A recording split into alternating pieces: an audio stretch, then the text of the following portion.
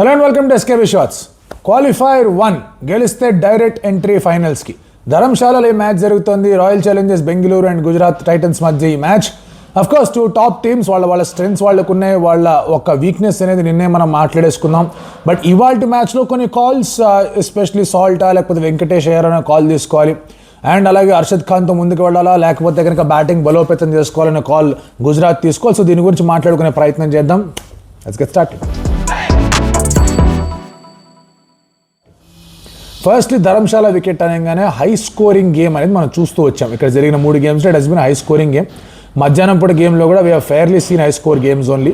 And ball హాయిగా bat మీదకి వస్తుంది, ఎక్స్ట్రా బౌన్స్ ఉంటుంది, ఒక ఆల్టిట్యూడ్లో ఉంటుంది కాబట్టి బాల్ క్యారీస్, బాల్ 6లు కొట్టడం అనేది కొంచెం ఈజీ. బౌన్స్ వస్తుంది కాబట్టి అండర్ ద బాల్ మీట్ అయ్యి 6 కొట్టడం very easy. So what it means for Gujarat Titans ముందు మాట్లాడుకున్నాం.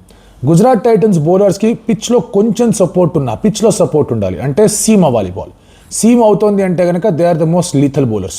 ఒకవేళ సీమ్ అవ్వట్లేదు అంటే, ఫ్లాట్ ట్రాక్ లాంటిది వచ్చింది అంటే కనుక they will be exposed. So దీన్ని వీళ్ళు ఎట్లా ఓవర్కమ్ చేస్తారనేది చాలా చాలా important. And at the same time you look at RCB Bhuvneshwar Kumar rely on swing, Josh Hazlewood rely on seam and bounce. ఈ పిచ్ మీద బౌన్స్ ఖచ్చితంగా ఉంది.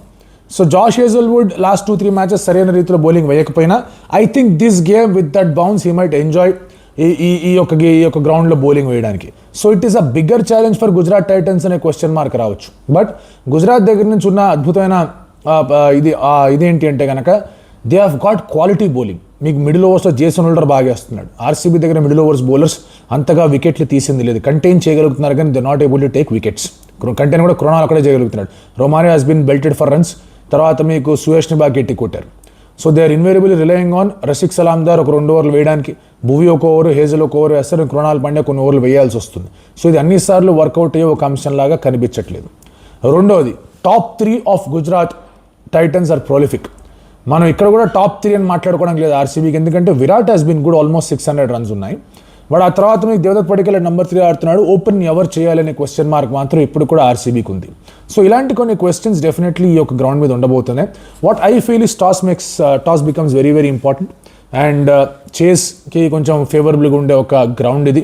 At the same time Gujarat will want to chase, ఎందుకంటే వాళ్ళ bowlers RCB మీద కాస్త pressure పెట్టచ్చు. Reverse fixture rather last time అహ్మదాబాద్లో మ్యాచ్ జరిగినప్పుడు you could see what happened there, right? Rabada బౌలింగ్లో కోహ్లీ అవుట్ అయిపోవడం, తర్వాత కొలాప్స్లు రావడం, Siraj doing well, Jason Holder doing well, key సమయాల్లో వచ్చి వికెట్లు తీస్తుండడం, ఇలాంటివన్నీ కూడా ఇంపాక్ట్ క్రియేట్ చేస్తూ ఉంటాయి. సో అందుకే విరాట్ కోహ్లీ చాలా బాగా ఆడడం is the most important thing right now for RCB. Virat ఆడకపోతే మిడిల్ ఓవర్స్ యాక్సలరేషన్ బాధ్యత పటిదారిని పడిక్కల మీద పడుతుంది. విరాట్ ఉన్నాడు అంటే కనుక వాళ్ళు ఇంకొంచెం ఫ్రీగా యాక్సలరేట్ చేసుకుంటూ ఆడచ్చు. సో విరాట్ కోహ్లీని తొందరగా అవుట్ చేస్తే కనుక బ్రేక్స్ వేయచ్చా అనే ఆలోచన కరెక్టే. బట్ ఆ బ్రేక్స్ వేయకుండా ఉండాలి అంటే కనుక విరాట్ బాగా ఆడాలి from RCB's point of view. Break వేసేది is Rabada. So Rabada versus Siraj is the first battle. Siraj versus కోహ్లీని కూడా అనుకోండి, that's no problem about it. మిగతా 2 బ్యాటిల్ అనేవి from Gujarat Titans batting perspective నుంచే మాట్లాడుతాను. దానికి కారణం ఏంటంటే ఇందాకే మాట్లాడుకున్నాం, టాప్ 3 ఆల్మోస్ట్ 600 కొడుతున్నారు. సో సుదర్శన్ అండ్ గిల్ వాళ్ళు ఏంటంటే కొంచెం మద్దతున్న సర్ఫేస్ మీద టిపికల్ వన్డేలాగా ఆడే ప్రయత్నం చేస్తారు విత్ 15-20% ఎక్స్ట్రా స్ట్రైక్ రేట్. అది ఇటువంటి ఫ్లాట్ సర్ఫేస్ వచ్చిందంటే వాళ్ళ ఇబ్బందులు ఉన్నాయి. ఎస్పెషల్లీ అగేన్స్ట్ కేకేఆర్ మనం చూసాం ఏమైందో, that scoring rate was not sufficient. So ఇక్కడ మరి వాళ్ళు ఎట్లా అప్రోచ్ అవుతారనేది చూడాలి. అండ్ ఎస్పెషలీ సాయి సుదర్శన్ హోల్డ్స్కి తొందరగా వికెట్ పడిందంటే ఇబ్బందులు అవుతాయి. Against good bowling Sai Sudarshan one day skills ముందుకు రావచ్చు in T20 formats. Bhubaneswar Kumar versus Sai Sudarshan అనేది సెకండ్ బ్యాటిల్. సిమిలర్లీ హేజల్వుడ్ని గిల్ చాలా బాగా ఆడి, did not allow him to settle down in 1 length. దానివల్ల హేజల్వుడ్ వర్సెస్ గిల్ అనేది థర్డ్ బ్యాటిల్. ఇంకొక బ్యాటిల్ కూడా ఉంది, that is Rashid Khan versus Rajat Patidar. So ఇప్పుడు ఈ 3 బ్యాటిల్స్ తర్వాతే ఆ బ్యాటిల్ని ప్లేస్ చేయాలి. ఎందుకంటే ఒకవేళ కనుక రబాడా నిజంగా కోహ్లీని అవుట్ చేయలేకపోయాడంటే Kohli will run with the game. అక్కడ రషీద్ ఖాన్ రజత్ పటిదార్ బ్యాటిల్ అనేది ఒక తాలూకా ఇంపార్టెన్స్ తగ్గిపోద్ది. బట్ ఒకవేళ కనుక వికెట్ తీసారంటే రజత్ పటిదార్ ఎట్లా రషీద్ని ఆడతాడు అనేది కూడా ఇంకొక మంచి బ్యాటిల్లా కనిపిస్తుంది.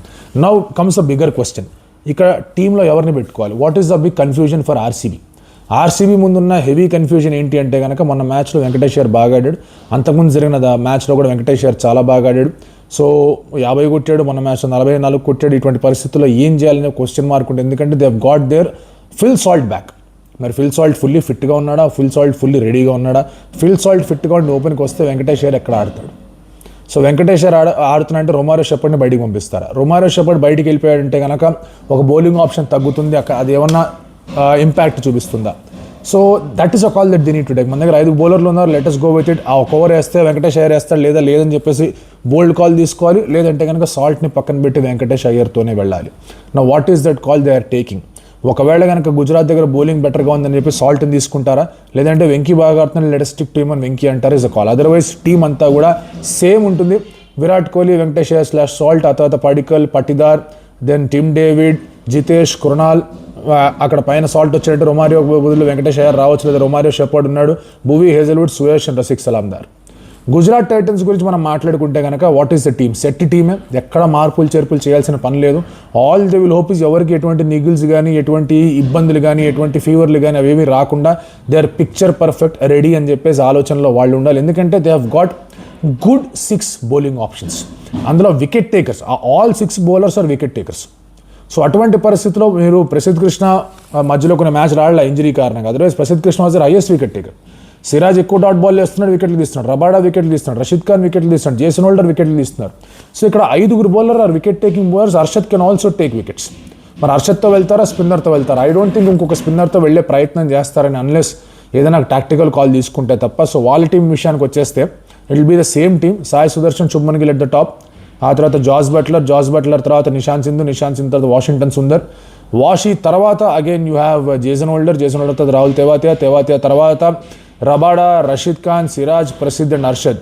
ఐ థింక్ ఎస్ ఇక్కడ స్ట్రాటజీ ఏముండాలి ఆర్సీబీది to take top 3 wickets early. Top 3 ముగ్గురు తొందరగా పడిపోయినా, ముగ్గురు క్విక్ సక్సెషన్లో పడ్డా విక్టరీ ఆర్సీబీ వైపే వెళ్తుంది. ఎందుకంటే ఒక మ్యాచ్లో 12 ఓవర్స్లో 100 కొట్టారు, ఆ తర్వాత 16 ఓవర్స్కి 2 వికెట్లు పడ్డాయి, 17తోనో 18తోనో జాస్ బట్లర్ వికెట్ కూడా పడింది. సో 3 వికెట్లు ఫెల్ ఇన్ క్విక్ సక్సెషన్. అలాంటి క్విక్ సక్సెషన్లో పడకూడదు వికెట్స్. ఎవరో ఒకళ్ళు క్యారీ ఇన్నింగ్స్ ఆడాలి. ఇప్పటిదాకా అద్భుతమైన carry job is being done by Gujarat Titans batters. ఇక్కడ కూడా అదే పరిస్థితి చేయాల్సిన అవసరం కనిపిస్తోంది. సో ఈజీ అంటే 2 థింగ్స్ టు సే. 3 తొందరగా తీయాలి గుజరాత్ టైటన్స్ మీద ఆర్సీబీ మ్యాచ్ గెలవాలంటే. Kohli should go out early and middle overs యాక్సలరేషన్లో బ్రేకులు చాలా గట్టిగా రషీద్ ఖాన్ వేయగలగాలి from GT perspective.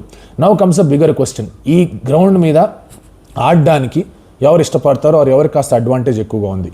I think the advantage fairly lies with RCB.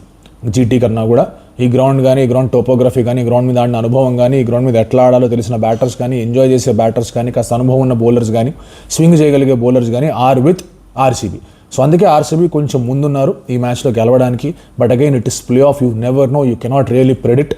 But ఒకటి ఓడిపోయిన టీంకి ఇంకొక ఛాన్స్ అయితే ఫైనల్స్ ఉంటుంది. So it is not a knockout game కాబట్టి స్టిల్ వీ కెన్ సే కొంచెం ఆర్సీబీకి ఎడ్జ్ ఉంది. If it is a knockout game ఎవరు చెప్పలేరు ఎవరికి ఎడ్జ్ ఉంది ఏంటి పరిస్థితి అని. Can GT pull RCB down? చూద్దాం, మీరేమనుకుంటున్నారు చెప్పండి.